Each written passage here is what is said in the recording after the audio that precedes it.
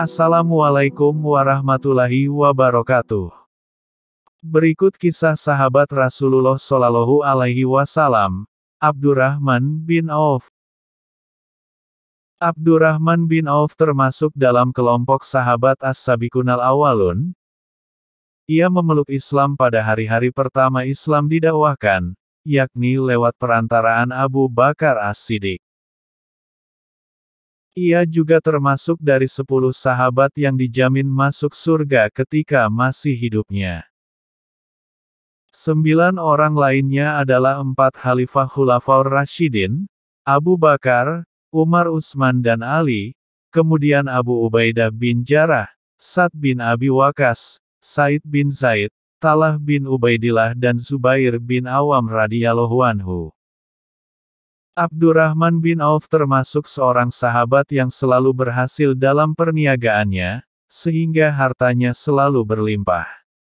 Apapun bidang usaha yang ditekuninya selalu memberikan keuntungan, sehingga ia sempat takjub atas dirinya sendiri, dan berkata, "Sungguh mengherankan diriku ini, seandainya aku mengangkat batu tentulah kutemukan emas dan perak di bawahnya." Namun kekayaannya yang melimpah tidak menjadikannya takabur. Orang yang belum pernah mengenalnya, bila bertemu untuk pertama kali, mereka tidak akan bisa membedakan antara dirinya sebagai tuan dan pelayan atau pegawainya, karena kesederhanaan penampilannya. Pernah ia dipusingkan dengan hartanya yang begitu berlimpah sehingga ia begitu gelisah dan tidak bisa tidur. Istrinya yang bijak dan penuh keimanan memberikan saran yang bisa menenteramkan hatinya. Sang istri berkata, "Hendaknya hartamu engkau bagi 3, dengan sepertiganya, engkau carilah saudaramu seiman yang berhutang dan lunasilah hutang mereka. Sepertiganya lagi, carilah saudaramu seiman yang memerlukan uang dan berilah mereka pinjaman. Dan sepertiganya lagi, engkau pakai sebagai modal perniagaanmu." Ketika Rasulullah menyeru agar umat Islam bersedekah untuk mendanai perang Tabuk, Abdurrahman bin Auf menyedekahkan seluruh hartanya yang berjumlah sekitar 200 uqiyah atau 8.000 dirham.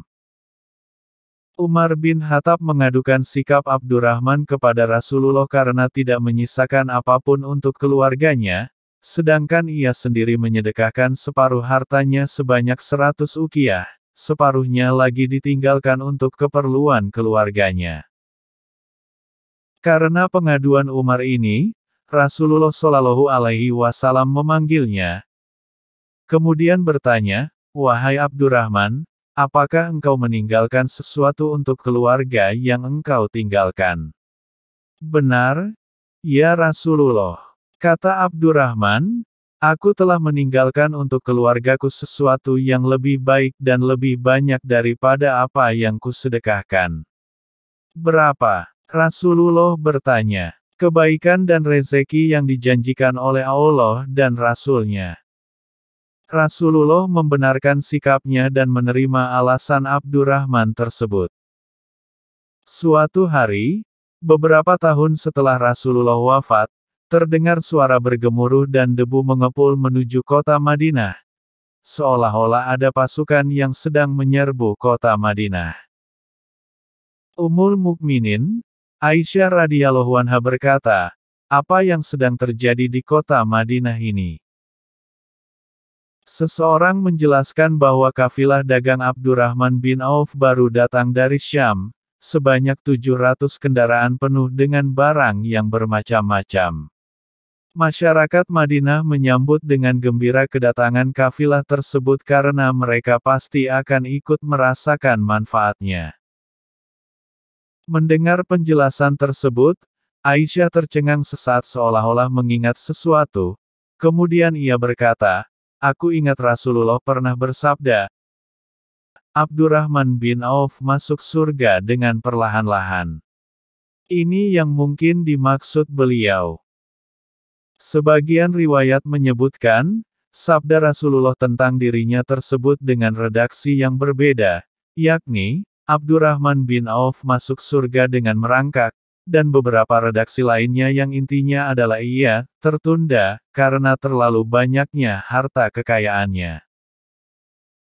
Walaupun ia memperoleh harta kekayaannya dengan jalan halal dan membelanjakan atau mengeluarkan dengan jalan halal pula, tetapi ia harus melewati hisab yang tentunya lebih lama dibanding sahabat-sahabat as-sabiqunal awalin lainnya. Sebagian sahabat yang mendengarkan ucapan Aisyah tersebut menyampaikan ucapan tersebut kepada Abdurrahman bin Auf.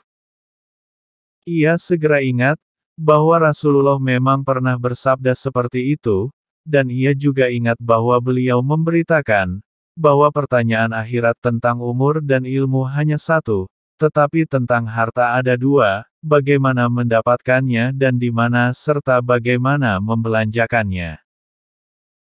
Sebelum sempat barang perniagaannya diturunkan dari kendaraan, ia bergegas menemui Aisyah, dan berkata, "Anda telah mengingatkanku akan hadits yang sebelumnya tak pernah kulupakan.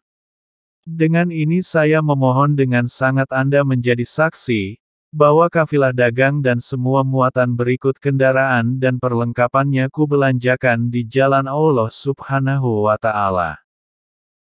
Sewaktu ia sakit keras menjelang ajalnya, Aisyah mendatanginya dan menawarkan agar jenazahnya nanti dimakamkan di halaman rumahnya, sehingga berdekatan dengan makam Rasulullah, Abu Bakar dan Umar yang ada di dalam rumahnya.